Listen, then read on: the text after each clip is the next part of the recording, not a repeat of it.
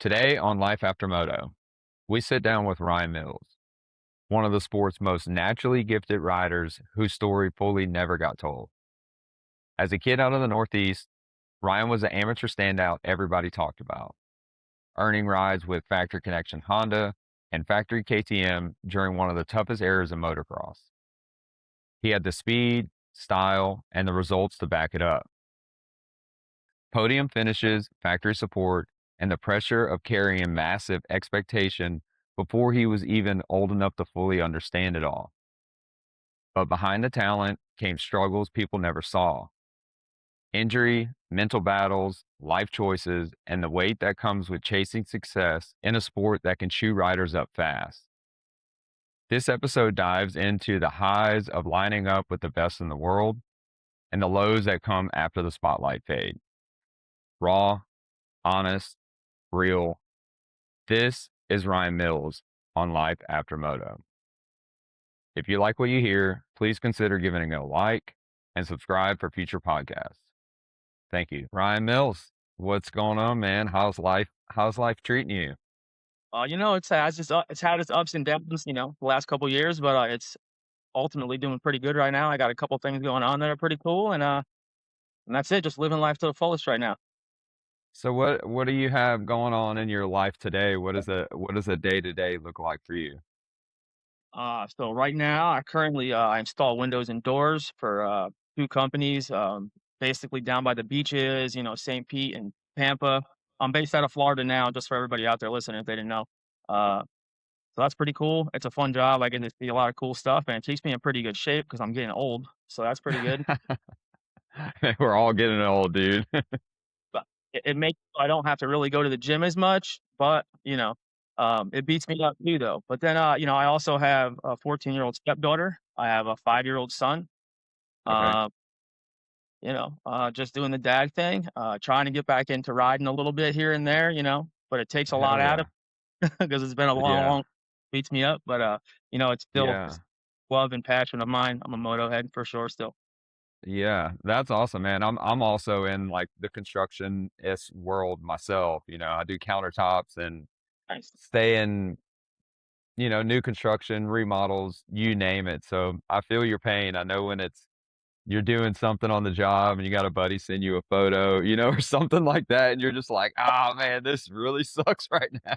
Matter of fact, But speaking of that, Seth Rarick, excuse me, will send me a picture or a text how he just got into it, like a SX round or something, just got off the plane, and I'm like, "Man, I'm carrying a window up a ladder right now, and this guy's trying," But, eh, I don't mind it because it kinda humbled me a little bit to have to go that route and get a job, and construction suits me because I like to work, I'm a worker.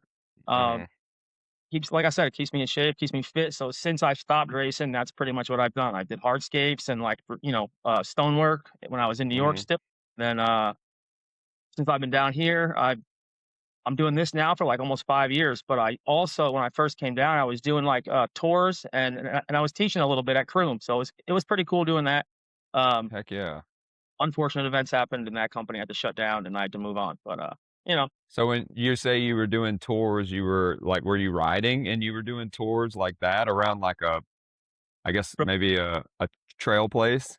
You would not believe at the Croom Park here in Florida, the ATV, like, off-road park, there was a Okay. couple rented ATVs and dirt bikes to people on vacation, like, anybody could come rent anything, so, like, it was unbelievable the walks of life I've seen, people that told me they knew how to ride, they had this thing, never rode a dirt bike. I saw people flip ATVs within the first 10 minutes. It No way. was funnest, Dude, most nuts that's job. All day I'd be out there with 20 ATVs, dirt bikes, and just riding with people. It was crazy. dude, how sketchy did that get? Like, I mean, you just said it, Bad. but like, man, No, these bad. people come out and or were they on like vacation or just trip, like just wanting to sightsee, or how was that? You had people from, like, the city who didn't really ride much, but on the streets, you know what I mean? So, they come out and they wanna ride, and there'll be 10 of them, and one guy in the front, giving the tour, and we would have one guy in the back. And I tell you what, man, we saw some crazy stuff, some people flipped ATVs and ran each other over, and it was unbelievable the amount. I wish I had a GoPro and I was able to film a lot of that stuff. I afterthought, I'd have some crazy videos right now. But, yeah, it was nuts, man, but it was a lot of fun because it kept me riding. I got to learn how to ride an ATV real good in the sand. I could ride an ATV, but a full four-wheel drive one. But, Yeah, you're planning on going to Southwick on a ATV? dude, if I could get behind, I'll yep, no, a lot of fun. I had a lot of fun. I had a good friend out there working with me, a kid named Sam Baker, who rode and raced locally, and, we just had a blast. We actually got to give a tour to, one of the rappers from Migos came, like Okay. like 5 SUVs with drivers. He was wearing a No ski way. yo, it was he was trying to, like, get cash to let his younger son, ride when he wasn't allowed to, like, legally, we coulda got in Yeah, trouble. Like, dude, it was nuts, it was crazy, but, so it that is wild. absolutely. Yeah. Well, shoot, man, that's awesome. That's funny to hear. Did the people that hired you know, like, your background or knew who you were? Did anyone recognize you? So, I met some people throughout the way that, like, recognized me, or I would see guys that I used to race with, like, I saw Sean Clark out there a couple times, some guys that would come out and ride that still ride, so that was cool, but, Yeah. he didn't really, like he was the guy that, was from Hawaii, he was a real good guy, nice guy, he said he was an old pro, who knows? Yeah. Everybody rides dirt bikes, right? Signed a jersey, gave him a jersey and stuff like that, and I think I seen it, like, hanging over, like, his chair somewhere, you know what I mean? Like, I don't think he really followed, like, the racing of moto too much, Yeah.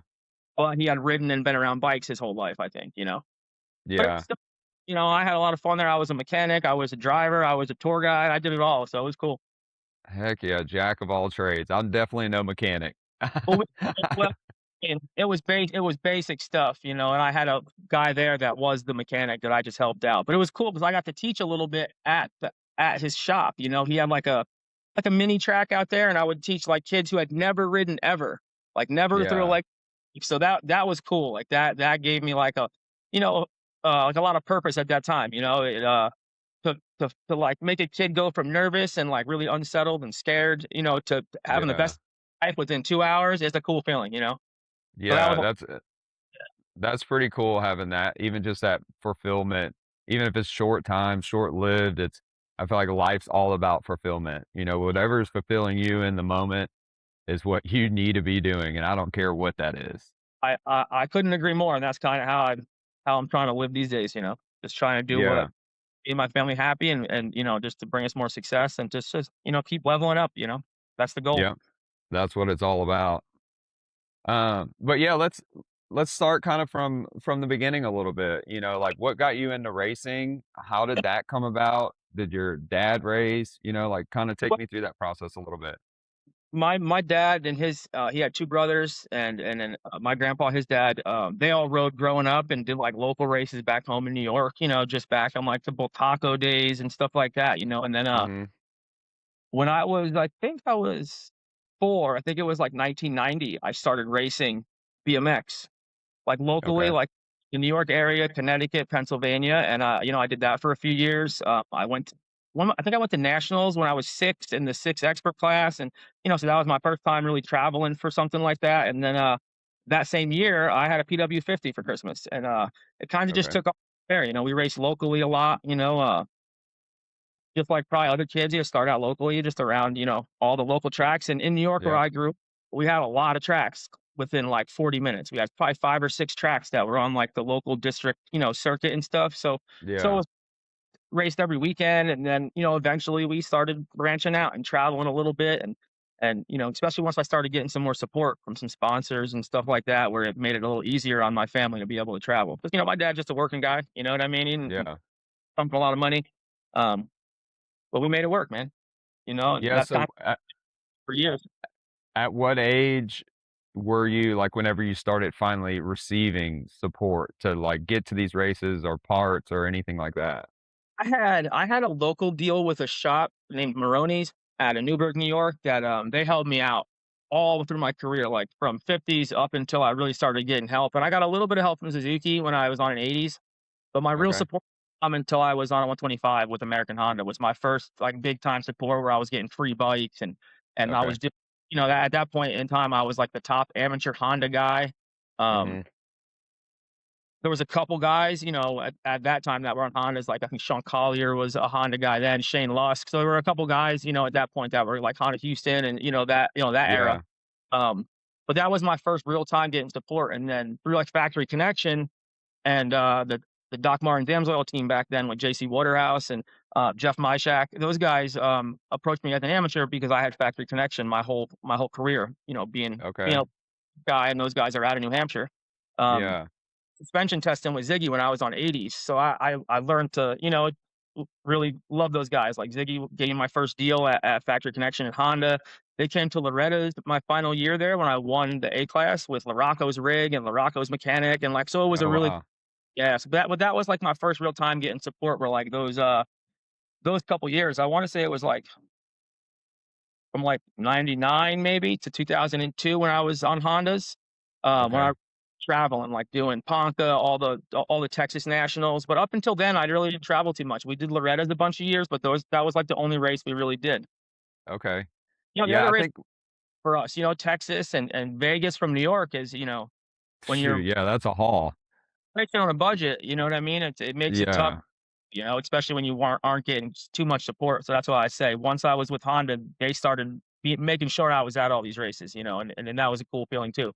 You know, Yeah. I look at it now and, having kids and thinking about, like, what my parents did to get me to the races, like, what it costs to just entry fees and camping fees and, all of those things, dude. I I don't know even know how they did it. I know things have changed a bit with pricing and stuff. Like things are more expensive nowadays, but I did Day in the Dirt down south at Dade City this year, like just for fun. My buddy Max let me ride his bike, and my buddy Johnny Lawrence helped me out. So, let me use the motorhome and the van and stuff. But I just went and Yeah. rode. It was I think it cost me almost like $400 to ride two classes and practice. It was Yeah. I I think, wasn't yeah, that make money, you know what I mean? I was just having fun, so it was just spendable. yeah. We had a great time. My son and daughter came. I mean, it was a blast. You know, Yeah. my son and daughter also haven't seen me really ride. Like I when I got out of racing, bikes did weren't in my life for a long, long time. Again, Yeah.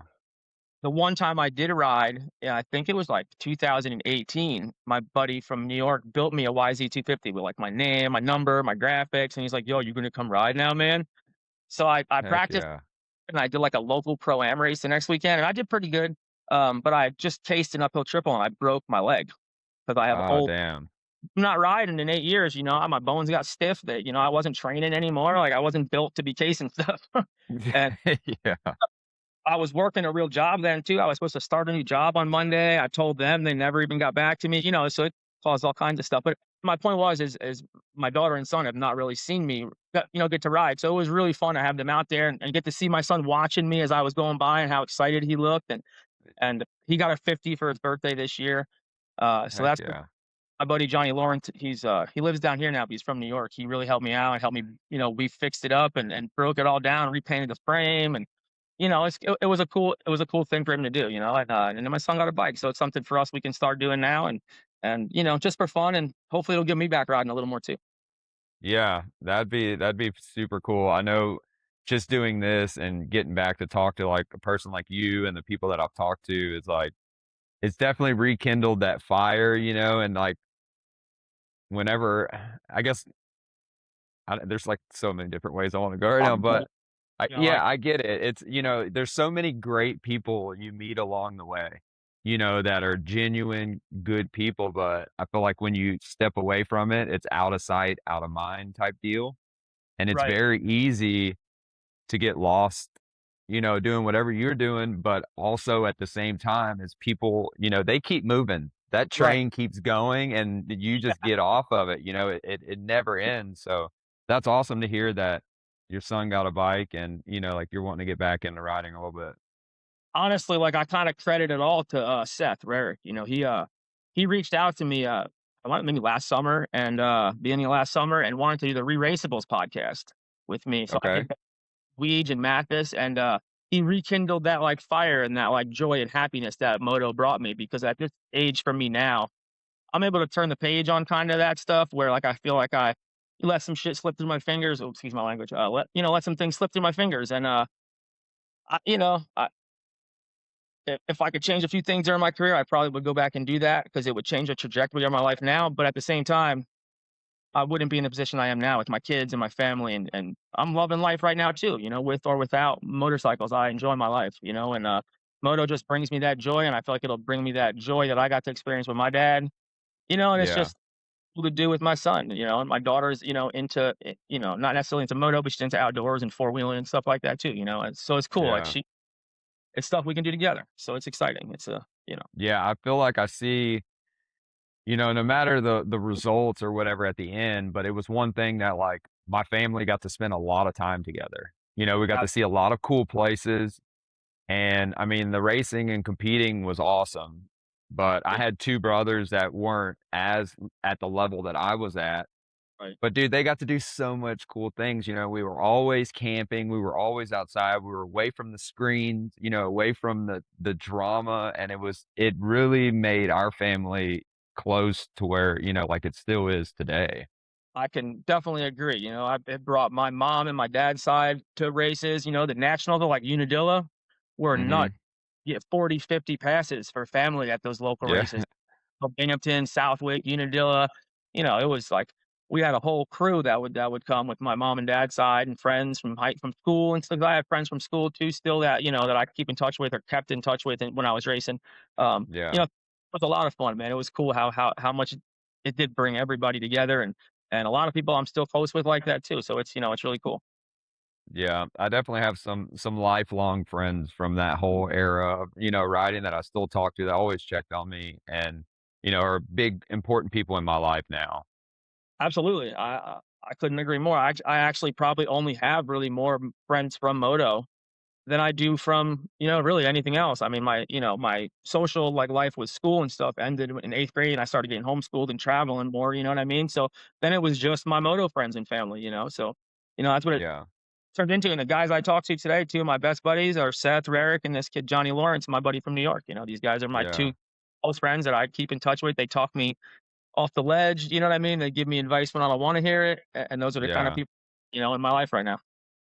Yeah. I feel like that's hard to find just because there's a lot of fake people out there that clap in your face, but talk behind your back, and those ones that'll call you out on your bullshit, like, that's the ones that you need.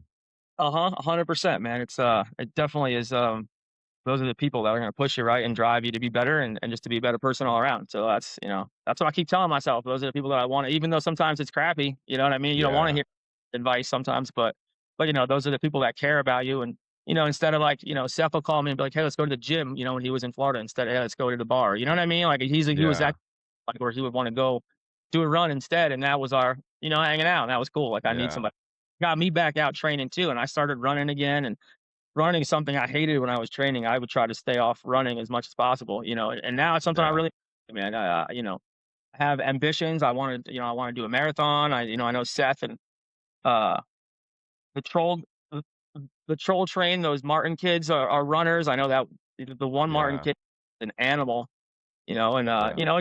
it's something to strive for too at 40 right now. I'm 40 now, and, so it's cool to still be in good shape and be able to play with the young kids and run around and, just be able to, enjoy my life and be fit and stay that way. So it's stuff that I really enjoy, and I filled my life with, working out and running and my job, and so I seem to fill my time with other things that just keep me rolling. Yeah. I think that's an objective, or for me, is having that purpose, even if it's Right. a little goal, small wins along the way. I did myself was I did a couple half marathons and I did a full marathon. And that was something that really kept my mind sane, just it was a big key to where I am today is that exercise and, you know, that whole rush of feelings you get when you just feel so good after a run or a hard workout or a solid day at the track. And I feel I like get I lost a lot of that. I get the same feeling from a run that I did from riding. If I got a crappy Mhm. day or stuff stressing me out, I go for a run. I always feel a little better after. It just gets that energy out and Yeah. does keep definitely keeps you sane. So I try to fill my time with that. And, hopefully I do wanna get back to riding. I'd like to do some local races. I mean, I'm based out of Florida now, but that might be changing pretty soon. I have some things going on that, in the pipeline that might bring me somewhere else and be involved in moto a little bit. So it's pretty cool and pretty exciting. Heck yeah. Well, let's go back to the you said you were the first pretty much Larocco brought his rig out for you, that was kinda like now that's a common occurrence, but back then, that was a huge freaking deal. Tell me about that.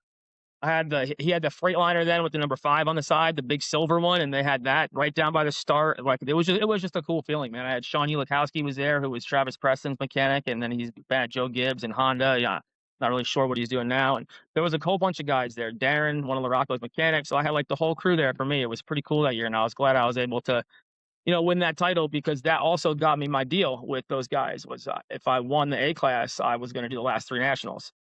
Okay. Me to that point, and then I ended up doing pretty well, a couple top 20s, and got a national number of 96 for the next year. Yeah. I think that's everybody's true objective when they do those couple races after, like, "I wanna get my feet wet, and I just want a number. Give me a number. That's it." It was cool for me because 2 out of the 3 were, was was Binghamton, Broome, Tioga, which is a local track for me, and then, Okay. Millville, which ended up being one of my favorite tracks. Mhm. I think it was Steel City, which was a Sick. track growing up, and I mean, not all the time, but it was a track that was a couple hours away that we spent time on for regionals and stuff, so I knew the track pretty good too, so at least I had, a couple good tracks for me at the end that worked in my favor. Hell yeah. I raced Steel City '07 and podiumed the first moto, dude, and it was, like, one of the easiest races of my life. Oh, And well, I just freaking I love that place. I was did just you get like, "Man, what's that?" did you get a good start? Dude, I hole shot it. I hole Yeah, shot it, and I think Dungey won the moto, but he stayed right in front of me, and I just latched onto him, dude, and first 10 minutes yarded everybody, and then just it was easy. It literally was so simple, and I was like, "Why do I put myself through this being in the back of the pack?" Dude, Wha I'm the same way as you. I used to beat myself up, and now I look back and I'm like, "Man, I don't think I practiced starts ever," so that's probably why I was but the few races I did get good starts, like, were that when I won at Redbud, it was kinda stressful, but it just came easy. Like, I flowed so good, and I rode awesome, and it makes life easier, and when in '06, one of my other awesome rides, that's one of my claims to, fame a little was, when I podiumed with Rockstar behind Stewart and Carmichael. So that was a cool Okay. race. It was a mud race, and I love the mud, so it worked in my favor again, but I got a good start. Again, I started, like, 4th or 5th and just kinda stuck with those guys for as long as possible, which I'm sure wasn't that long, but it was long enough Yeah. to from everybody else, and then I just rode around in the mud for the next 30 minutes, so I had a couple good rides, and all those rides were because I got good starts. Um, Yeah. I had That some epic. start is so key, dude. Yeah. That that start's so key, man, and I'm so guilty of just not being more confident going to the gate, being like, "I'm gonna get the start," I think that's the difference between 1st and 10th. Oh, It's just yeah. even it makes the race so much like, it could come to you so much easier than, like, having to crawl your way up through the chaos, and you see Absolutely. it now with these guys that get a bad start and then, like, unfortunately, Tomac going down. Oh, I You know. put yourself in that position for that crap to happen Or you where definitely and, I mean, the start is it's so funny, like, I watch races, like, even, like, now or back when I was racing, and you watch the guys who hole shot it on a regular basis, and they like, the aggression off the gate and down the start straightaway, I can I could say I don't know if I ever felt that aggressive off a start before, you know what I mean? Like, those guys yeah. were gonna be there first, and they started that way, and I can say I never did that. I didn't have that confidence either starting. I was like, I hope I'm in the top 10. Let me get a top 10, and Yeah. I'll be Yeah, I'm gonna find my way, and I'm gonna figure this thing out, like, along the way. I've had some of, like, my most epic rides were from a crash in the first turn back to, like, a 6th or a 7th or something. So I've had some good ones like that too, but they don't stay the same or hit the same as, like, that win at Redbud or the podium, all those races. So, I mean, it definitely makes life easier to get a start. So, you see Yeah, D I knew that I was gonna have you on today, so when I was driving today, I put on Redbud Oh, yeah. and watched the whole second moto, and I was just, like, blown away, dude. Still go You back and were watch. Yeah, you were hauling at the TV quality wasn't very good, Oh, it's but grainy, it's terrible on YouTube. yeah. Yeah, I still do But yeah, watch it man, though. let's It's cool. It was a long time ago, heck man. yeah. Long ago it was until I watched it, like, maybe a year or 2 ago, and I was like, "That was 20 years ago." Like, it didn't hit Yeah. me, like, how how old I've gotten since then, and, time flies, man, and it's just something cool that I can go back and watch and show my kids, and even though my son he doesn't really understand, I'm like, "That's your dad, dude. I was a bad dude sometimes." So Yeah. it's cool to watch those old races that, at least the ones I did good or did well in, it's fun to watch, but Hell yeah. I bet. You can always tell them, "Hey, dad was on the box. yeah, Dad man. was whooping some ass." But when you were riding for Factory Connection, then you eventually signed with Factory KTM, how did that deal spring up? I was at the time I was with, Jimmy Button was my agent in the family. So Okay. he, Yeah. uh, as far as I can remember, I think he married Larry's sister or something. They had family that were involved, so they were close, and I, he just worked a deal out with them. I had some really flashes of brilliance probably throughout those 3 years prior. A couple really good rides and some bad ones too. But Yeah.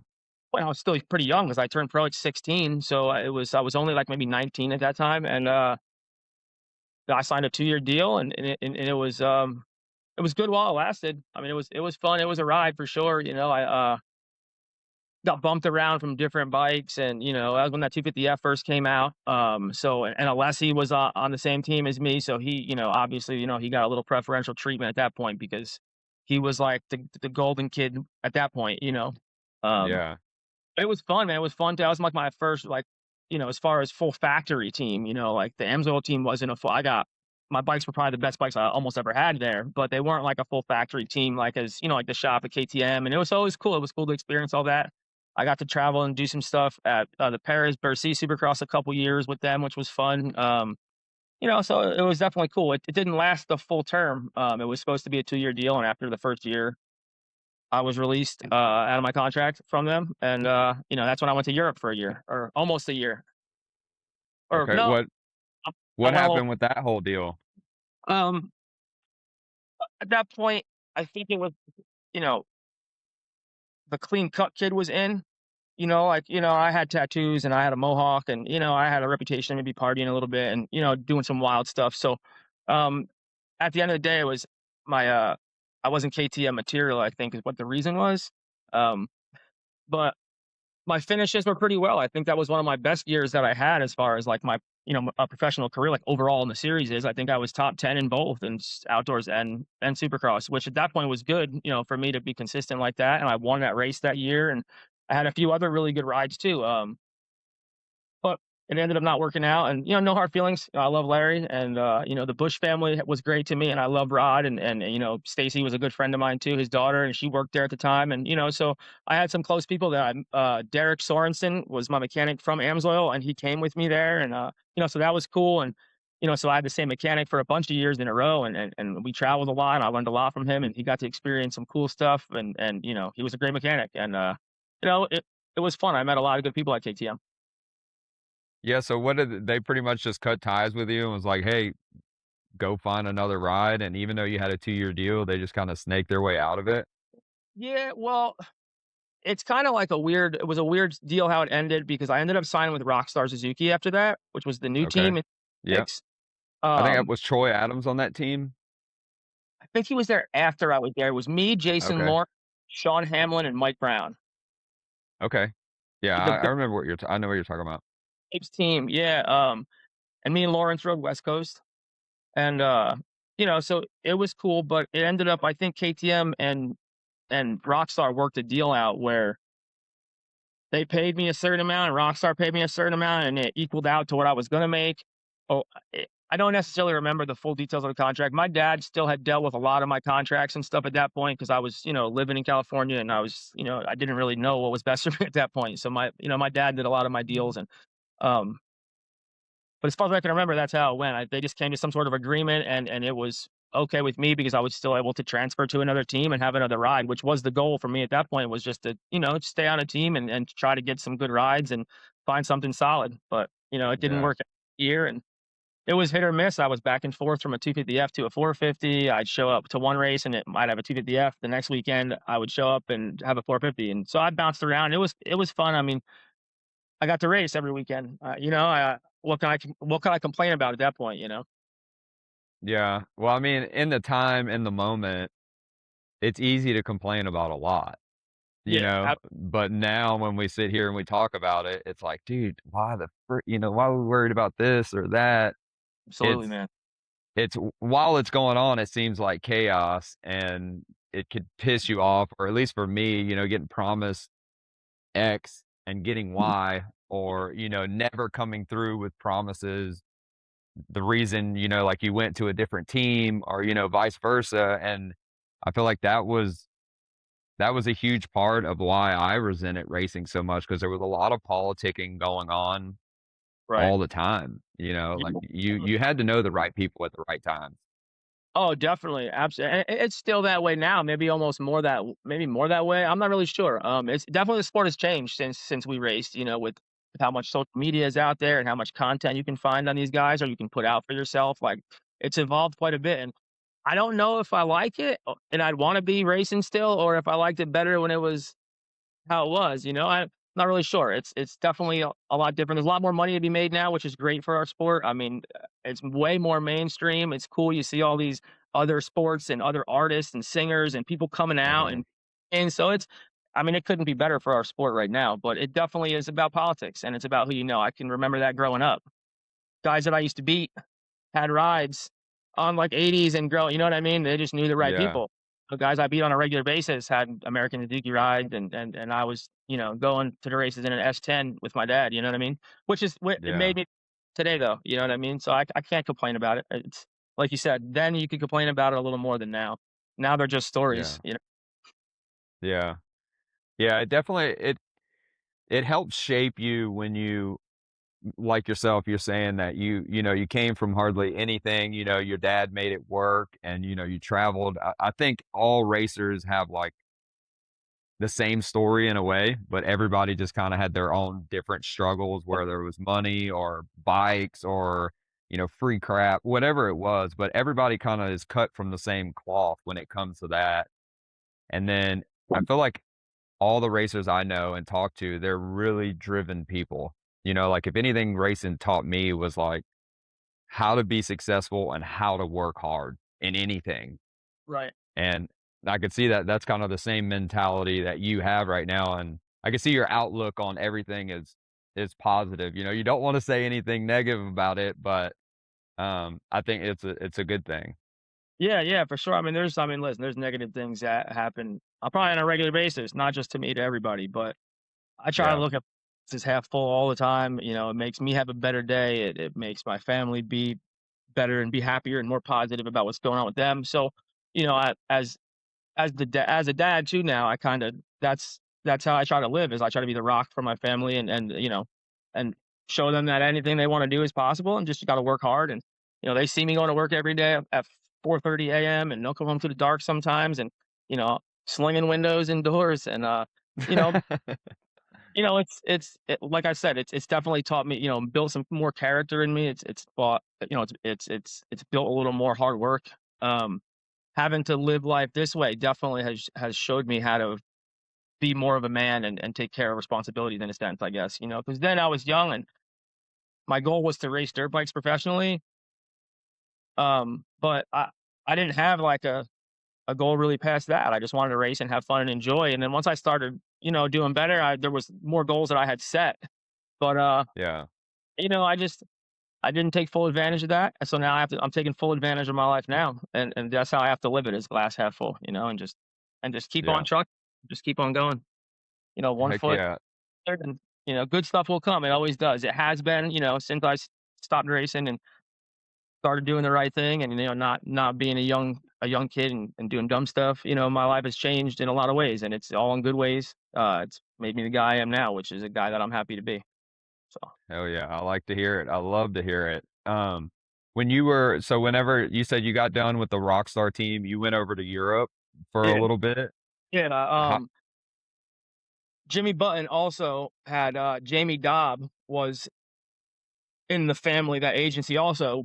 and he was an agent for, MX2 and, over in Europe and stuff. So they didn't send me. They had me go over. I did some testing with Dixon Yamaha on a couple teams. I stayed with Jamie Dobb, and, I ended up landing at Martin Honda, which was the factory Honda team then.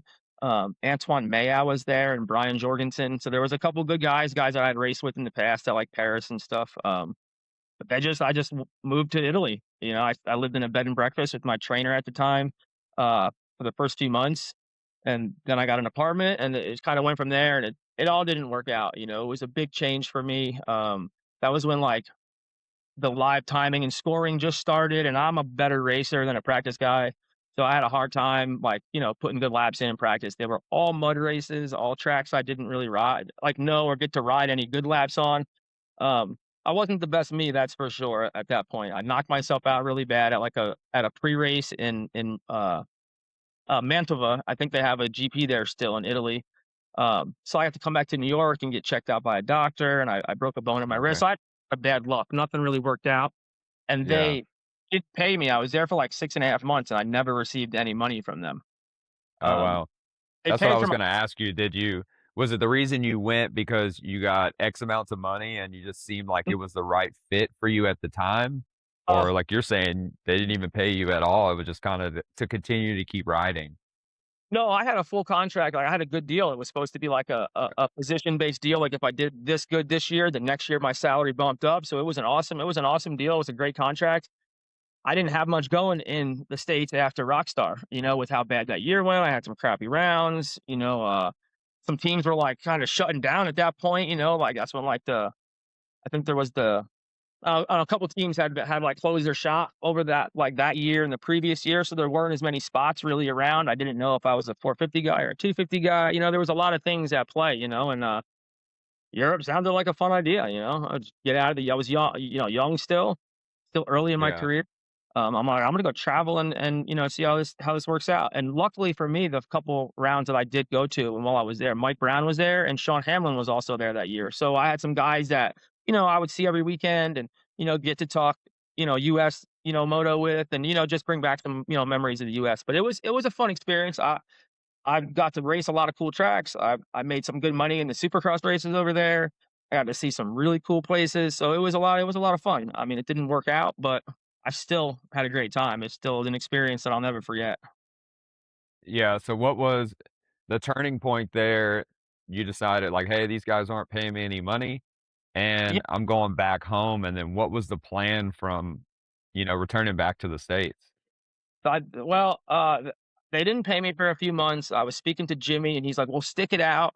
I talked to Ernesto Fonseca at that time too, and he was telling me, you should stay. You should probably stay and stick it out and see. And I needed to get paid. I mean, granted, they paid for my housing and my vehicle and stuff, but I had no extra money. Like, I had the money that I made from the states and stuff, but it Yeah, wasn't a tremendous amount. I didn't make hundreds of thousands of dollars, not even in my career. I wasn't getting it like that, but, yeah, it, that's kinda how it went. They didn't pay me, and I ultimately decided that I'm gonna resign out of my contract, and I was gonna go home and figure something out.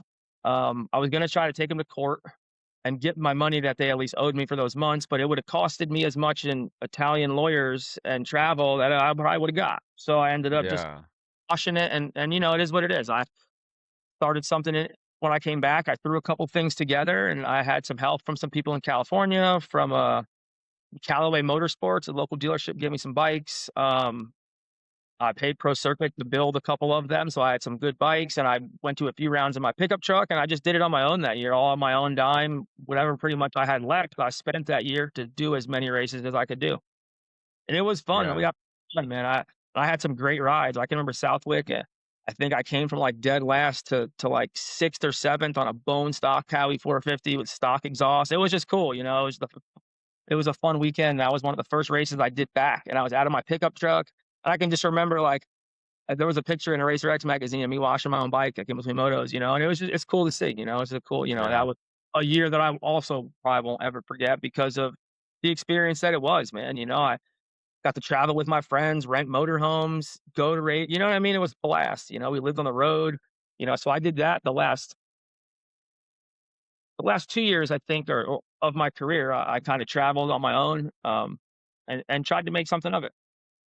At So that point at that point, whenever you came back and you were doing it on your own, like, pretty much, and did you have any resentments toward, like, those teams that you rode for or any of the people like that? Or was it just, like, you were just going out, you enjoyed riding your dirt bike, or was there always just, like, that chip on your shoulder? a little of both, a little of both for sure. Because I can remember that year specifically, like driving to races all week, not even riding, top 10, and guys that I was beating every weekend on a regular were on teams. So definitely there's Yeah. a little, you know what I mean? Like you see guys like I can remember going to the line at Buzz Creek and Timmy Ferry asked me, where's your mechanic? Why's your bike dirty? I said, you're looking at the mechanic and the ride. You know what I mean? Like Yeah. the bike's dirty, bro. Um, Why are you hating, dude? especially when after him that day or that practice, and I went to the line before him, so there's always a little resentment. But I Yeah. mean, I was still getting to race my dirt bike every weekend. I was still able to afford to do that. I was getting help enough to do that, and people still were helping me enough where I was able to do that. So I can't. There's less resentment, than there is happy. Like I'm way more stoked about it than resentful about it. Especially now. Like now, I look back at it, and it's Yeah. just a learning year for me, and I learned a lot of stuff about myself and other people. It was also a year that when you're doing it on your own, and you're asking people for help, and people are helping you, and people say a lot of stuff, especially when you're dealing with it on your own. Like, you don't have an agent dealing with all the sponsors like I had in the previous years. I was talking to everybody, so people tell you all kinds of stuff, things you wanna hear. You know what I'm saying. It's you know Yeah. how so there was a little resentment towards that, and then I did pretty well, I think, overall that year. So, when I didn't get, like, a single even any like, nothing, you know what I mean? Like, for the next year, Yeah. now that was, like, my shot. Like, I shot it that was my shot that year. Like, I was like, "I'm gonna try to do it on my own, and if it works, I'll get it right. If it doesn't, I'm done." And that's Yeah. kinda what I think the next year I did some West Coast Supercross rounds for Wonder Warhog on a 250F, Okay. and, that's when after that, I got hurt at Daytona, and, that was pretty much the end because that's when I went to my first rehab, was after that also. I was doing the painkillers for a little while after I got hurt, and that's where I landed myself, was in a rehab. Uh, and then from then, it was just like I was teaching still. I was teaching locally in New York, and I was doing really well doing that. I had a couple places in Long Island. There's only, like, 2 tracks to ride there, and I taught at both of them. People have good amount of money in Long Island. It's an expensive place to live, and I mean, New York's just expensive in general. But Yeah. so I was doing well there, for a while. I think I raced Southwick that year. But I mean, I was literally I built a Supercross track with a skid steer, and I was riding a 2-year-old 450 on it, and went to Southwick and tried to do the national that year. And it was just fun at that point for me. I had no goals or anything in mind. So that's kind of how So it was, I ended up coming back for one more full year on a KTM. I got a little bit of help from that local dealership, Maroney's again. They gave me a 450, but it was an XC, so it was a Woods model. So I had to change the rear wheel and change the gearing and do some stuff with it to make it like moto rideable. But I showed up at Hangtown, and I did almost the whole series that year. I switched to a Honda 450 like halfway through. One of my local friends in New York had a good 450 with A-kit suspension, and unfortunately, he passed away, a couple years ago, but, he paid for all my entries, and we used his truck and trailer, so that was a fun experience too. But that was my last year of racing. I wanna say it was 2013, I think. okay, and you said at the end, you were like you were pretty much struggling to get by, racing, you were enjoying the racing, just the results weren't coming, and then obviously without the results doesn't come the money and the funding and the bikes and the parts, etcetera, My money ran and it, yeah, you know? your money ends up running out, and then you're like, "Hey, man, it's just not logical for me to do this crap anymore."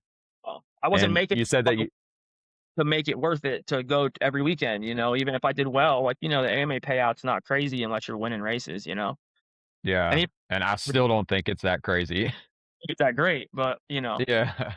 more than a So 15. at the end, you said that you checked yourself into a rehab. Was that something that was stemmed from racing? Or was that something like after the fact, after you were done racing, it was something in itself? Well, I got hurt a few times, I wanna say in '06 where I had a chiropractor give me some, some pain medication, and it helped me be able to ride that year because I had a bad AC joint in my shoulder. I had a couple injuries that year, but I also knew that might be my last year to, like, give it a shot on a team. Like, I was trying to make an effort to finish out the season. I wanted to continue racing motorcycles, obviously, it's my Yeah. passion. It was since I was a little kid, so I had a taste of it then, then it went a year or 2, and then I got hurt at Daytona. I had compression fractures in my C1 or C3 or something. I mean, it wasn't too major, but it was enough to, like, get another prescription, and then it turned into another, and then another, and then I wasn't really riding at that point, so it just kinda spiraled out of control, and, uh, the trainer I was training with at that point, gave me an option, "You gotta go, or we're done, like, this is over." Also, she was my girlfriend too, so she was my girlfriend and my trainer, so the option was go, let's do this and, try to get back to racing, you know what I mean? That was obviously the goal, was this is something that Yeah. happened, and it just spiraled before I even knew what that was like to be addicted to those. I was, you know what I mean? Before I understood, Yeah. No, I you know, get it. and a lot of people ends up like that, Yeah, but Yeah. that experience doing that. So I did like a 30-day Yes. pro and went from there, but I never actually got back into racing full time after that. Like, it never just came about again. It was just a pipe dream, and, obviously I wasn't putting in the work to, like, try to do that. I probably couldn't afford to make it to the races I had to go to get that exposure, from the East Coast, there's not a lot of big races on the East Coast to, like the World Mini and Mammoth, and where all the industry stuff is Texas, Florida, kinda California. Um, so it's hard to get back out there if you're not traveling and doing all these races, you know what I mean? Even if you know Yeah. people, still knew people, but at that point also my name wasn't the greatest either, I just kinda vanished, and no one really knew the story, no one Yeah. probably till it came out in the Re-Raceables when I talked to Seth briefly about that kinda stuff, you know what I mean? We touched on it briefly and, kinda, but that was the end of my professional career, at least. Okay. So that was from just injuries and stuff like that. It kind of I've seen that happen with several people that I know personally. I've Yeah. seen it happen to good friends of mine. It's something that I don't think is discussed very much, or people obviously aren't very open about it. Yeah, Um, a bit taboo, I think, but you know? I think I think I like myself, I dealt with when I stopped racing, I just was, like, heavily in alcohol. It Yeah, was my day-to-day function, and, I could see how any sort of thing to kinda mask that pain that you're feeling or whatever it is can easily turn into a problem, by the snap of a finger, or hanging around the wrong crowd or not having the right support system. When you got done racing, was there anybody there for you to, like, try to pick you up and keep you out of that type stuff? Or was it more um, so like myself, I, like, kinda isolated myself from people, so I didn't wanna hear the shit people had to tell me. I knew where I was going and what I was doing, and I yeah. didn't have to hear it from somebody else. Listen, I did that for a couple years after, you know what I mean? I did the rehab thing, and I was good for a while, and then I messed it up again, you know what I mean? Went back to another one, so it took me a couple times to get it right because I didn't wanna listen to other people, and I was good, I had it, and I think it is a taboo thing in the sport, and come to find out, like, years down the line, there were a lot more people then that were doing it too, you know what I mean? That just you don't Yeah. know. It was such That a were hidden. just getting away with it, like, skirting around it almost. They didn't do, like, testing for that, and it's a painkiller, you know what I mean? So it's kinda hard, but I went from the cortisone injections I was getting for the pain and stuff. When that didn't work, it went to, a couple pain pills, you know what I mean? And that was able, and then it's not like drinking where you can tell. I could go through my Yeah. daily activities, and you really would. I went to the gym the same, I trained the same, like, I did it for a long time, and no one knew until I got myself caught up you know what I mean? Yeah. Definitely something that you can do and get away with, and that's why it's easy to, especially in our sport when you are sore and you are injured, not on a regular basis, but something's always sore during the season, it's a long season, and, you wanna stay in it, you wanna make the money, you don't wanna not, make the money in your contract, if you have, whatever the case is, but I didn't wanna stop racing because I was injured a little bit and miss a few rounds, so I think that's what happens probably quite often, I think there's definitely a lot more of that that goes on than people know, and I think it's just an issue that we have where it's so easily accessible. I Absolutely. feel uh, like take alcohol for instance. I mean, obviously you can go right down the store, buy it, and you're Right. good. But I feel like even pain meds, and stuff like that is just as easy accessible, It from an injury or being in the sport or being a high caliber guy like, or connections that you Of knew. It was course. dude, it was so easily to especially living in Southern California, dude, I felt like I seen it so much. It was, like, all over the place.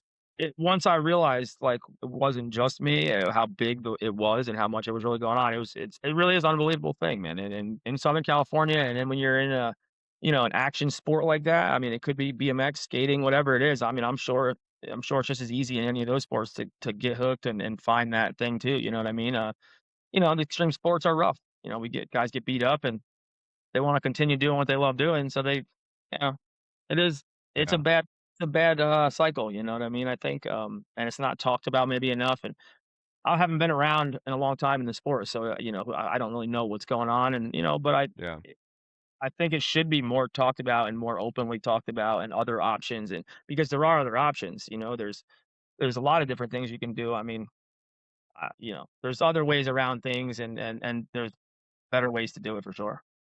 yeah, and that's exactly why look, I thank you so much for coming on to even talk to me. You don't know me, and you're telling me these things, and I think that just shows the person you are, and the person that you became, going through these trials and tribulations, and I feel like I'm at that point in my life too, is I don't have anything to do with racing, Right. but if I could talk about my issues and the stuff that I struggled with and, putting this out there, I see a lot of guys that are going through it and a lot of guys that don't wanna talk about it, but maybe they can hear us talking about it. Maybe it can help them be like, "Hey, man, maybe I need to be a little bit more cautious with that Yeah. than, just going," but Other people, if I can leave one thing with anybody, it'd be an example to wanna do it different and be better, you know what I mean?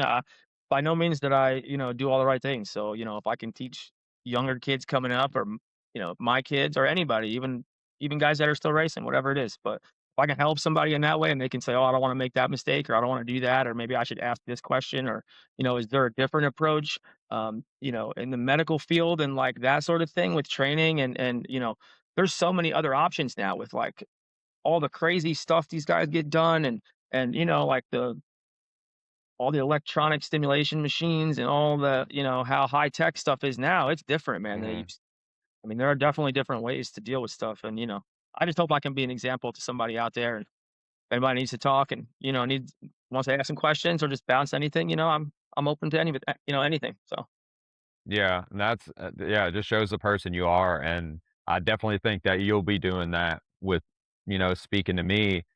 Whenever whenever you checked yourself in the rehab, you got through that whole thing, you said you kinda went a little bit, you messed up, relapse. I did the same exact thing, would go a year, slip up, and then kinda get pulled back on the tracks.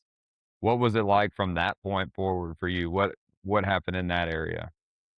Um Well, I moved back to New York right when I got out of the rehab. I packed up my house at that point and moved everything back. I moved back into my parents in New York and, I was riding, like, locally and stuff and teaching and that's kinda what I did for a while and just bounced around and, had no real ambition or no, like, goal. I was just living, like, I was existing essentially, Yeah. Uh so, only a matter of time before, I met somebody or found somebody or, I hurt my elbow riding the other day, and it just, it was just that easy to start doing it again, and eventually it landed me in jail, and, I did a little time in jail for, some months and, came home and that kinda straightened me up a little bit, and then, still wasn't perfect, you know what I mean? It took me until I was, done being a dummy, you know what I mean? Like, until in my head it clicked and, you know Were you in that time you said you landed up in jail.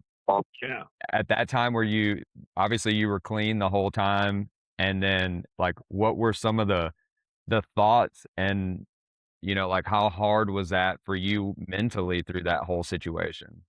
Um, at that point, I think once I, well, before I went to jail and stuff, I wasn't really into moto. I think I was out of really riding. It was like out of sight, out of mind. I don't even think I had a bike at that point. Um, I mean, there's a whole bunch of stuff that probably happened in between that, like, as I'm telling you, I'm thinking of stuff that happened previous, so, I mean, I'm probably missing a couple Yeah. things, but, it was probably tough, and that's probably why I decided to do the stuff I was doing was because it was a hard thing, even though I didn't realize it then that it was, like, my identity was dirt bikes and racing dirt bikes, that's what I knew how to do, you know what I mean? So, like, that wasn't an option anymore, so what am I gonna do now? And I didn't know, like, it took me a long bunch of years to figure kinda out, you know what, and I still don't have it figured out, like, I'm still not, you know what I mean? Like, I still haven't figured Yeah. out. I think I have a good opportunity coming up, and I'll touch on that in a little bit, at the end here, whenever Yeah. tell everybody what's going on a little bit maybe, but, is I might have an opportunity again that I don't wanna pass up, it might be my last opportunity like this, but, yeah, it was a tough time, but at that point, it wasn't tough because I didn't realize what, like, in my brain, I wasn't thinking about, like, why it was hard, I was just thinking about if I did this, I wouldn't think about it as much, and then, you know what I mean? That's kinda how it was, and I did that Yeah. for years and ended up going to jail for a drug sale and, you know, it it turned into, I think it was like 20 months. I ended up doing a program that they offered me, which was like a military boot camp program where I was able to get my GED and, you Oh, had to cool like deal. yeah, yeah, it gave me less time because I had a nonviolent crime, and you had to work out, like, they were drill instructors from the Army and the Marines, like, the most badass dudes, like, they're yelling at you at 5 AM, you're jumping out, we learned how to march, like, call cadence, it was crazy, like, I learned how to it was basically like a 6-month boot camp, and, Yeah. but that also taught me a little bit more work ethic because at that point, I didn't really have any. I was young when I was racing in my career, and I was fairly young when I stopped racing. I was in my mid-20s, so it it built some character, man. Those guys yelling in your face and having to let them yell in your face, and just to know that I was gonna be able to go home and just I made some excuse me, some stupid mistakes and landed me there. I wasn't a bad kid. I wasn't a bad guy. You know what I mean? I just did some Yeah. stupid kid, and it landed me there. But like I said, I was able to get my GED, which is cool. It taught me a little work ethic. I learned a little bit about some trades, which ended up helping me in the long run now that I actually am in construction and stuff, you know what I mean? So as bad as it was, it did give me it built some character and it gave me a little idea of how to do things in the real world also. Yeah. Yeah, I could see that for sure. It's a very different dynamic whenever you're on this side and someone's yelling in your face and whatever, and you can walk away.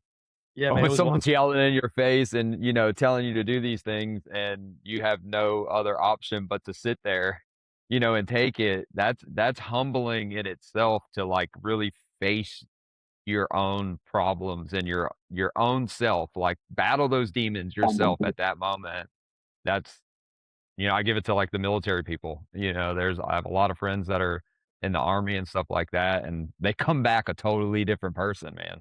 it molds you a little bit, man. Like you know, they used to make me do silly stuff, like I said, it was like a boot camp incarceration program, and, when you get yourself in a little trouble or step out of line doing something, they'd make you do like a workout. But I Mhm. used competition, like, I would try to do just as many as they did, so they would not make me do workouts and make me, like, polish a garbage can lid with a toothbrush, like, they'd make me No, do no way. the rock pile with 1 rock at a time and a plastic spoon, like, they made me do stuff that they're trying to break you down, they want you to quit, you know Mm, what I mean? So, it definitely yeah. in ways that nothing that a regular life experience would have. You Yeah. know, Do it's hard to yeah, explain. Sounds crazy to some people when I say, like, you learned stuff in there, like, that helped you better. I said, "I did," you know what I mean? It's up to you to do that, but I was able to, do that, and it made me a better guy today for sure. It taught me some work ethic and how to get up early and just take care of what you gotta take care of. yeah. I definitely could see that. Was there any time, like, when you were there, whenever you got out, was that, like, your come to Jesus moment while you were in there, or after you got out, were you pretty much smooth sailing from there? Life was still hard, you know what I mean? I had ups and downs, I still didn't know what I wanted to do. I had 5 years on parole, so now I was reporting to someone, I had curfew, so I wasn't able to, like, I had to be at home from 8 at night to 8 in the morning, so, like, certain jobs I couldn't get. Luckily, I found a guy in New York that did landscape and hardscapes, and he hired, uh, guys who have been to prison because you get a tax break in New York State. So, I think, he gave a bunch of us jobs, and it ended up being a good job for me. I really enjoyed doing the hardscapes. I learned a trade. I learned how to do, retaining walls and pools and all kinds of cool stuff, and, it kinda also built some character in me and taught me how to work with my hands a little bit, not just twist the throttle and ride a dirt bike, Yeah. that first of many construction jobs landing me to where I am now, But this isn't Yeah. the end. I'm not staying in construction. The next chapter is gonna Yeah. be for sure. That's awesome, dude. What do you think in that time frame, that you learned or you could tell people coming up through the ranks or whatever, some advice on that? Like, what advice would you give me if I was going through a tough time, after racing? What would you say to me that could possibly help me? I think the first thing is you gotta be honest with yourself about, like, really what's going on. Like, what your options are, you gotta kinda sit down and put it all out, get it all out in the open for yourself first. And then, like, for me, I bounce ideas off of my friends that are close, now, and I wish I knew that then, and I wish I talked more about stuff back then because I feel like it would've helped me a lot more. Um, you have a few guys, like, I have a few guys that I had talked to still that, like, I can bounce anything off of, and those are the guys Mhm. that get the real shit back. Like, "Bro, you're stupid. Like, what are you doing? Like, don't do that." You know what I mean? Like, and I wish I had those Yeah. sort of not just yes men back when I But was racing. that's hard to find, Oh, but that's no, that also hard to do. definitely. Like, as a person, as a man, like, I have a couple of those buddies too that, like, I'll share the most embarrassing crap in the world with them, but and it gives me look, I got the full chills just because Me as a too, that's person, you don't wanna ask or tell certain people these weaknesses that you have, and I feel like that comes with growth, obviously maturity, and the willingness to listen. I yeah. feel like a lot of racers are speaking on myself, like, doesn't have the willingness to listen. Yeah, no. Yeah, listened on the dirt bike, but anything outside of a dirt bike, I wasn't willing to Yeah, yeah. listen to life advice. No, definitely not. I listen, it took me until my probably early mid-30s to really start, like, accepting advice, you know what I mean? And then maybe another year or 2 after that till I realized, like, all the stuff my dad told me and yelled at me about was legit, like, you know what I mean? Like, back then, I was like, Yeah, "Dude, what are you talking about? You don't even know what you're like, growing up, like, racing, even, like, in my late teens, early 20s, like, he tried to give me advice. I'm like, "You don't even know me. You don't know." Now I'm 40 and I'm like, I'm telling my son the same stuff, it's just funny. It's like, yeah, so, like, I would say listen to people who have done it before. If you have those people around you, you ask questions and you be open with people. Um, and like you said, listening is a huge thing, man. Like, I've tried to turn into more of a listener these days. I know I talk a lot still. I'm from New York, so my mouth's moving all the time. But I try to listen, man, because I really do learn a lot more, and I hear a lot more about, like, if people are asking me something serious, I'm hearing what they're saying. I'm not trying to think of what I'm saying back already. Yeah, you gotta just fully listen, yeah, fully open up and let the people close to you know what's going on. So, especially if you're having an issue with stuff, you know what I mean? If you're having an issue with alcohol or substance or whatever it might be, you gotta be open with stuff, or it's gonna lead you down a road that's a disaster, you know? yeah. I ended I up in think this, I landed myself in jail because of this stuff, and I didn't listen to that advice. And like I said, if someone can use me as an example, do that. Don't do what I did. Don't do what I did, listen. yeah, or me. It's, Yeah. uh, it's definitely a weird I wouldn't say weird, but it's definitely a subject that needs to be talked about as far as just maybe while racing, what do you think that you could have done to maybe avoid it? Not so much like advice, but do you think it would be worth talking about like a school program or like trade program while you're racing? Or do you think that's just too much shit going on at one time? I mean, everybody's different, to each their own. I mean, it's tough because some people they don't wanna even hear about stuff like that, like, they out of sight, out of mind, so it's hard to, Mhm. like, open and upfront about stuff with certain people. I mean, I think some sort of program would be cool. I mean, you'd have to find the right people to work on that and to set it up and get it going, but, I mean, I think I think it would be a help. I mean, I don't know how much feedback it would get early on just because people wanna hide stuff and want it to be a secret. They Yeah, don't you know what I mean? Especially if, it's a secret thing. So um,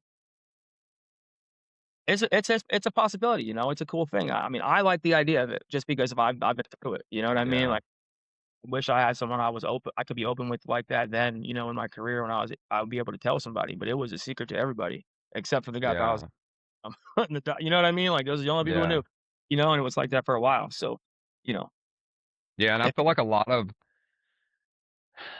people, no matter what, dude, you could tell them 100 times and they're not gonna listen. They have to learn and mhm, do it on their own to make that mistake to then have the consequences, and then that's when they learn from it. I'm guilty of it. I see I it think with my kids, I could tell them a right. million things, and they're just like, tough love. They gotta fall off the trampoline, hurt themselves, break their leg, like, they unfortunately have to find out the hard reality of it, but I don't know. I feel like, this talking about it and people listen, maybe it just brings some awareness to it where it's a little bit of doubt in your mind before you would, you know, take Yeah. on something like that. That's the thing, right, is I feel like if something were to be made like that, like a program or a school, I think it would have to hit a lot on your choices you make before that happens, right? Not once you're already doing it. Like, once you're already doing it, it's a little different, but if you can stop somebody from making that choice where they can go, like, a different route and, do a different type of medication or different medicine or some sort of holistic thing or whatever it may be, that stuff works for some people too, but there's different ways to go about it, but you have to make that choice before, like, you take that first step, like, down that other road. Once you start down that road, it's really you become like you think you're a legend in your own mind essentially, you don't wanna hear anybody's crap, you know what I mean? You think you got it. I'm not. I can stop whatever. I'm good, thanks, but Yeah. not. So, if you can stop it And before is obviously the best case, but I think that's how it could work maybe more or less is if you got something out there that was teaching people how to deal with things differently, like deal with the pain differently or, have I'm not sure. I'm not I'd have to think about it a little more really to put it down. yeah. But it's No, I definitely didn't mean to put you on the spot on it, but I oh, figured it was no, just something to it's to cool. talk about because I know, like, while I was racing, I never thought of the end date, and then especially, you have that ego going and you're like, you're not gonna take advice from a guy that you're beating all the time, would you? Like, and I feel like that's just part of life. It's like you wouldn't take advice from a guy that's not as successful as you, right? If you had a poor man telling you, "Hey, man, you need to Y do this to earn money," you'd be right. like, "What?" Yeah, So I don't know, I feel like it's a spot that needs to be talked about, and definitely. I think there's other ways to go about it than the way that you and I did it, so, And there's probably a handful of guys out there too that would be interested in talking about it, you know what I mean? Like, not just me and you, there's other guys, I know there's other guys, I mean, there's guys that were great racers that had a great career too, but it ended for, reasons of the same, Nico Izzy and Stroop, and, like, these guys were guys who were winning races, were, like, top level, factory guys, and, it happens to people you never would even expect it to. yeah, Or, "God, no way," and you find out it is, and so I'm sure there's a handful of guys out there that would be interested in speaking out about it and having some sort of, I don't know, even a podcast about it. Again, you get a couple guys on a pod, and just, chop it up about it and their experiences and their stories, and because for me, like, when I hear other people's stories and their success, it makes me motivated a little bit and, wanna feel that same feeling, so you got a yeah, couple talking about it and letting out things that have happened and that shit's okay and you'll get through it and you just gotta keep working and keep, putting one foot in front of the other. I'm sure there's a bunch of guys that would be interested in talking about it, and I think it would help a lot of people. yeah, and but the flip of that coin too, man, the internet's brutal. Yep. Like, people put something on the internet and then, like, they feel like the world's coming crashing down on them. But I feel like when you can look at life half full rather than half empty, you gotta take that criticism and you gotta apply it to something or like myself, I apply it to something else, like, I can't really sit there and wonder what people are thinking about me, I gotta do what makes that cup full for Matt. Yeah, I stopped thinking about what other people, think or thought about me a long time ago, and that's That's why I'm able to turn the page on that crap though, you know what I mean? Because for a lot of years, I walked with my head down, you know what I mean? Like, I didn't want people to recognize me or see me or ask me a question about dirt bikes or see somebody I used to race with. That was the last thing I'd wanna do because I was Mhm. trying to be away, you know? I didn't wanna explain to people what happened, and, that's why I credited, Seth or Eric earlier was he pulled me out of the bushes down here in Florida, like, he just randomly called my number, and I've had the same number for, like, 10 years, and he's like, "Ryan?" And I'm like, "Yeah, what's up, man?" And, it just went from there, but he's brought moto back into my life a little bit, and that's been a great thing. I've ridden a couple times, and it's been so much fun, man, throwing a leg over a bike and, riding with the guys, just local guys out here. It's just been a blast, so it's, Yeah, speaking of bikes, there was a transition period with the 2 strokes and 4 strokes. I've seen that. You did not like the 4-stroke transition. Tell me a little bit about that. I don't well, when I was with Honda at Amsoil, they still wanted to market the two-stroke, so they came out with the 250F, but I was the only guy that stayed on a two-stroke 125 that year, so, like, it was me and Stewart pretty much, I think, were the only guys on two strokes, but to me personally, you have to know how to ride a two-stroke to go fast. Like, on a supercross track, for example, you couldn't mess up in the whoops and then still just downshift and jump the triple. Like, you had to hit the whoops right. Like, you have to be in the right gear at the right time and seat bounce the right thing. And, so you have to ride. And I feel like a lot of guys leveled up when it came to the four strokes because it was a more leveling bike for everybody, kind of. Just instant power. It wasn't like I'm a rever, I'm a two stroke guy. You know what I mean? Like, so it was a weird transition for sure for me to do that. But, I mean, everybody's different. Some guys love the four stroke, some guys hate So it. now if you went to buy a new motorcycle today, you can buy you a new 2-stroke? I didn't say that. I see you out there ripping the old CR 125 around. Oh, listen, that thing made me work too hard now. I'd have a heart 2 laps on a smooth track, and I'm ready to fall off. I can't even hold on anymore. And funny Well, story, first time I rode, I went to Spider MX out here in Florida. It's, like, little sandy and rough and ruddy, and I didn't have knee braces, so I'm like, "Dude, I haven't ridden in 8 years." I'm like, "I probably shouldn't ride, but I gotta ride, like, I'm out here." Dude, I did, like, 10 laps, and I wore, like, quarter size blisters on the inside of my knees from uh, holding on. A bike, it's been so long, and, it was fun. I got to ride a 450, Suzuki, it was cool. I got to ride a couple different bikes throughout the last couple months of riding with my buddies, 'cause I don't have a bike, so, like, my buddy Johnny lets me ride his bikes, and my buddy Max lets me ride his bike, so I have some friends that let me ride, and, so it's cool, but I'm gonna be working on getting a bike now that my son has a bike for sure, because riding still does something to me that nothing else can, for yeah, some reason, I get on a bike, it's just feels like the only time that, like, I don't think about work, I don't think about nothing, I'm just riding, you know what I mean? Like, I'm just yeah, good time, I'm, like, in, like utopia almost, especially now that I don't get to ride a lot and I'm doing it I do it for fun now, it's fun. mhm. Oh, I'm probably slow now, I mean, I think I'm fast still, but I'm probably if someone videoed me, they'd be like, "Dude, that guy's terrible." But, uh I highly doubt that, dude. It's like riding a bicycle. You just hop right back on. You may be a little bit reflexes not as fast or physically fit, but you still know how to twist a grip, dude. Yeah, I got it in me for a couple laps, and you get me in the sand or something, and I could throw it down for a few laps, but that's a little humbling at Dade City for that day in the dirt thing too, man. Those guys go fast, man. That Carson Brown kid he's nuts, dude. The sport is definitely cool in that sense where there's so many other ways to make a living in moto now. Like, how Yeah. cool job. He travels around riding dudes' backyard tracks on different bikes, like, that's pretty fun, man. That's cool. So Yeah, and it's he's great. He's good, dude. unbelievable, dude, watching him ride, like, for real at Dade City on a real bike, he's fast, dude. He was ripping. There was a couple guys there that I was like, "Dude, these guys are going fast compared to me out there," but, yeah, Yeah.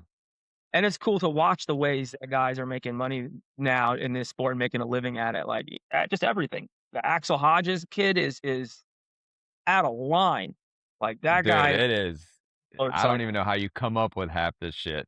Pastrana and all his guys, like, the sport has just everything is just elevated so much, like, even, like, Jet Lawrence and Deegan and, like, just these guys that are unbelievable, like, watching these guys ride is crazy, and then, I love Tomac's my guy, I got some old dogs in there, Jason Anderson, like, I like my old school guys still, but, you know, um, it's fun to watch these races these days though, man. The sport is cool. The sport is cool now, and it'd be an honor to be able to be back involved in even just local dirt bikes again and around it more, and make it part of my kid's life and my family's life a little bit too, get to experience the joy that I got to experience with my family when I got to do it. I know how close it brought us, and my brother wasn't involved in racing either, but he came to the races, he traveled to the supercrosses, like, he came everywhere I went, so it was a lot of fun. I got to spend my last year racing with him too. We traveled around in a van, me and my brother, just he was my mechanic and he was not a mechanic. I think my clutch lever fell off in Texas, like that. I got stories for days. Uh, it's fun to think back on these and all the things that molded my career and the stupid stuff I did as a kid and just as a moto kid, like, you do some wild stuff growing up, Loretta's with the clip, Yeah. just all the stuff you get into. I remember riding BMX all over the place, knocking myself out the day before Southwick, like, just all kinds of silly stuff. Just Yeah, it I could goes just back to your point of earlier, you're like, when we were growing up, we didn't have the social media and the phones. It's probably a good thing, dude. Like, I remember a lot of, hood rat stuff going on all the time where now anything you do is videoed. Like yeah. someone's got a camera on it. And even like Listen the guys like, "Hey man, anybody catch my crash at the race? Like send it to me." Because everybody knows somebody's videoing them at all points of the day. So I think it's probably a good thing that we didn't have all that back then. listen, I if people videoed then as much as they did now, I probably would only had a ride for a year and I might have been in jail. Uh, Or you'd have a reality TV show. listen, when I got into Rockstar, um, Jason Lawrence and I lived together. Scott Sepkovic was his, agent at the time. He worked for Monster and he's got connections, and they were trying to put a reality kinda something it came up a couple times about doing a reality show at that house, and I tell you what, boy, it woulda had to been on HBO or Showtime, or you'd have to pay for it 'cause it was man, that was a wild year living with Jason, man. It was crazy. Our test track was, like, over the 215 highway. We used to ride our bikes from our house over the bridge to the track. Like, it was wild, man. Dude, I Definitely. remember Jason when he rode for, it was like was it Boost Mobile Yamaha? The Yeah, Boost Mobile years? yeah. Dude, he would show up to the track, like, probably 30 minutes after everybody else, after we were already riding and whatnot, and he would just show up, and then you know how all the test tracks have the 4 water cannons on them, right? He'd show up, and no matter who was on the track, dude, he would just turn the sprinklers on. And Yeah, there's listen, only there's only one way in and one way out of those tracks. There's one little gate, so if you're on the other side, dude, and that cannon we're turns on, we're you're done. screwed. Listen, Jason's still the same. Like, I see him down here sometimes. He's friends with my friend Johnny Lawrence, so I saw him at Dade City. So he's still the same kid. He's just old now and the same kid, you know what I mean? He's still a kinda kind of an asshole, but Not kinda. He's there. He's definitely he calls it as he sees it, and I can respect that. I that's actually reached out to him to come on here to just chop it up with me and talk about some of those funny test track stories, man. I have them for days. Like, I remember one time they rebuilt the whole Yamaha track, and he just came around, he did not like the whoops. So, dude, he went and got the Bobcat and just bladed the whole set of whoops, like, bladed him a 4-foot path all the way through the whoops. well, he's a wildcat. He used to ride home from the track when we were Rockstar days, and, he'd go home like an hour or 2 before me, and I'd get home, and he'd be sitting on the couch, full gear still, playing, like, MX versus ATV with, like, 10 otter pops hanging out of his mouth.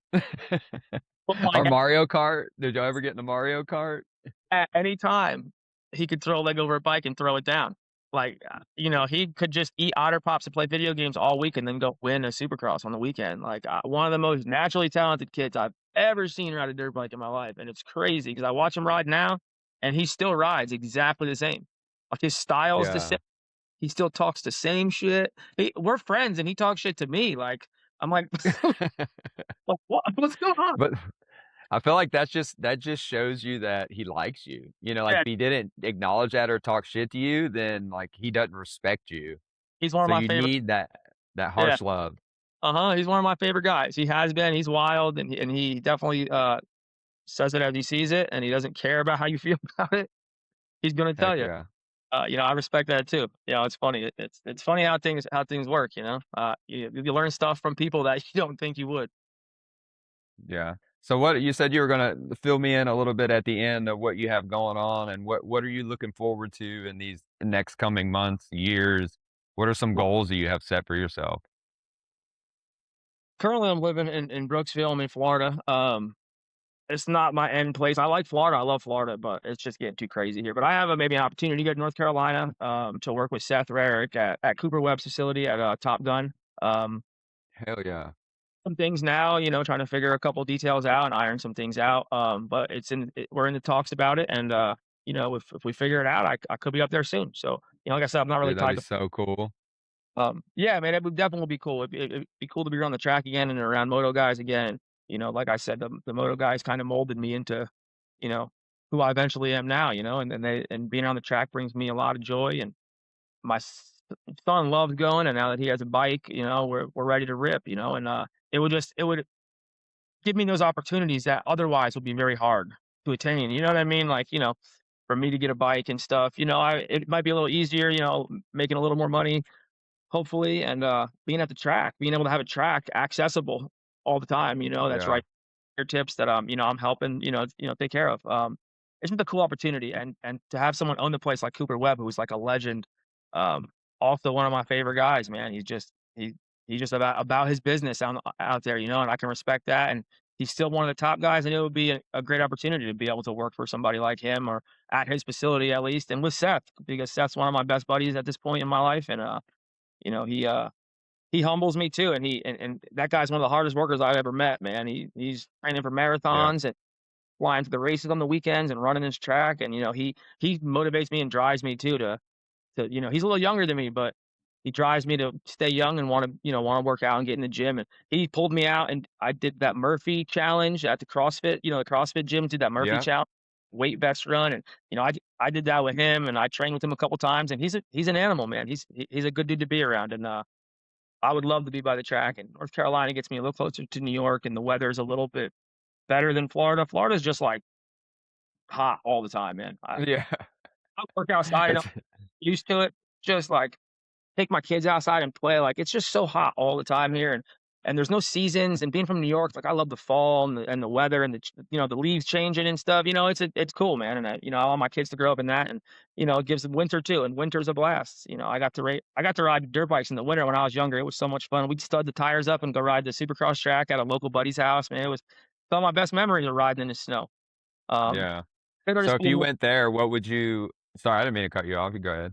just say it would just be a new experience and a new opportunity for me and my family, and it would, you know, basically like that level up thing I was talking about, it would get me another level closer to where I'm trying to be, which is the best me. And that's going to take a long time because you can always keep growing and always keep learning stuff. And that's just what I'm trying to do now. Yeah. Dude, that's so awesome. I'm super pumped for you. I hope it all works out for sure. If you go there, like are you gonna be like a riding coach or something along those lines to do it? I mean, I don't want to let all this stuff out of the bag, but No, oh, no, no, listen, that's what this is about, right, man? I wanted to, no one knows. I've said stuff on here that no one probably knew about. You know what I mean? Like I have first time I opened up about some of this stuff was on the Re-Raceables podcast. And there's so much more. We could talk for 10 hours, man. And we could talk about my just from after racing to now, there's just so much stuff, and it's an honor to be on here with you, and it's cool, man. I dig it, man. Seth did that podcast, and then he hooked me up with you, and it's cool. Like I said, I just want to help people out, and be an example for people, and oh, I don't know. That's yeah. it. Yeah, for sure. I'm All not the right. sweat. Well, yeah, speaking of Seth, dude, Seth's a bad dude. I got to spend quite a bit of time with him when he was kind of at his lull. I would say he moved out to California with Webb, and then I was training with Webb and AP and Swanee. And then Swanee kind of took or not AP, took Seth under his wing. And then I seen from that point forward, that's when he started turning. He started training on the bike. He started running. And I haven't spoken to Seth in a while, just from all the stuff that I went through. But then looking and seeing, like the marathons, the Ironmans, like he kept at it, and he's a freaking mad dog now. It's pretty awesome. He texts me like his Strava times for running, like 20 miles, and he'll just randomly text me like his times, and I'm like, dude, this guy's. He's like, I did this on my lunch break, like he's working up there too full time, and it's cool to have somebody like that you can be like, "Oh, well, if he can do it, I can do it too. I can go to work and still train." Because sometimes I come home from work and I'm like, "I don't I wanna go running, like, I wanna go sit I on won't do this shit. Yeah. but or even chasing the kids around after a long day of work is tough, you know, so, this opportunity could change that too, you know, where I could have my son at the track with me all day, you know, and it's not like work because being on dirt bikes is not if you love something, right, you know, it's not necessarily like work, so I'm not Yeah. necessarily for what I'll be doing up there. I know that was the question before, I got a little off track, but, No, you're the fine, dude. wife talks about teaching, you know, doing some schooling and stuff, and then, you know, whatever else Steph is taken care of, we'd have to figure out, you know, what responsibilities would be mine and, you know, go from there, but just even being at the track, like, teaching once or twice a week, once a week even, and then just being there working and helping run stuff there would be great. It would be a great opportunity, and I'm excited for the future for sure.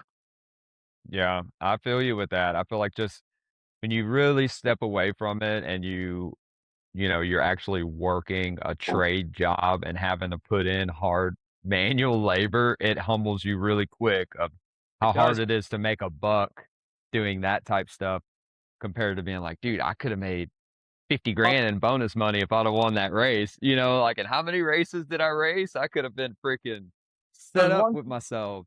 one specific moment I think of in my career that, like, I think back to when I think about money stuff, and it dumb reality checks me every time, like, "Man, I wish I could change some things now," because when I won the Red Bud round, I think my bonus was, like, 25 grand just for winning and getting, like, a 2nd or 3rd overall, and it takes me, like, probably, like, more than half a year to make that now. I've made that and, you know, Yeah. it's a reality check a little bit. Now I laugh about it, and, you know, but it's crazy to think, Yeah, how one day's race.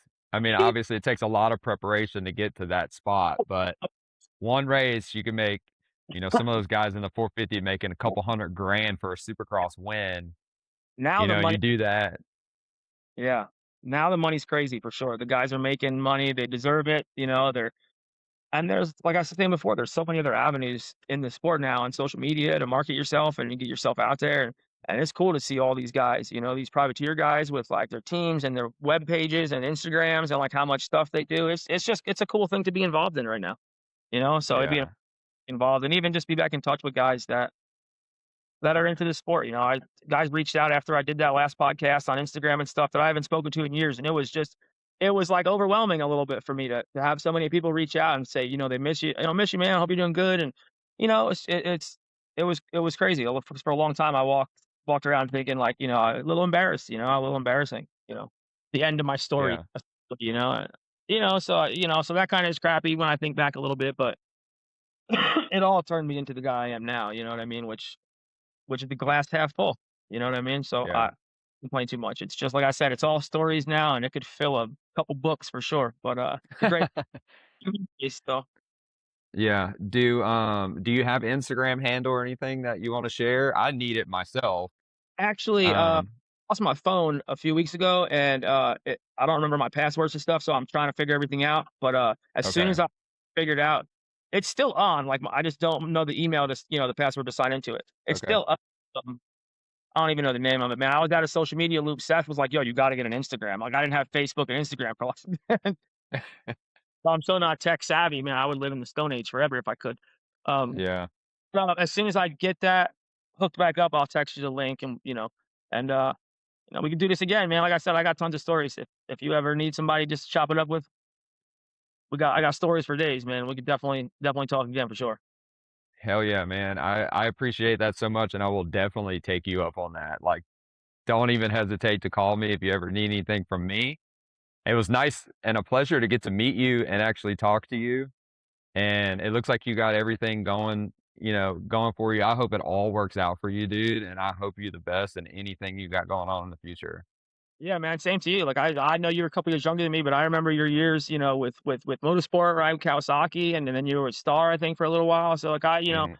you were around a little at the end of my career, and then as Steph had spoken to me a little about you, and I was excited to do this, man. I couldn't wait to get on there and talk. I'm a little nervous when I started, just because I'm not in front of the camera much anymore. I don't talk to people much anymore. But once we get talking and get rapping, it's cool and open up, and we kind of seem like we have like the same almost story with some things, maybe a little different things, but the Yeah. same outcome.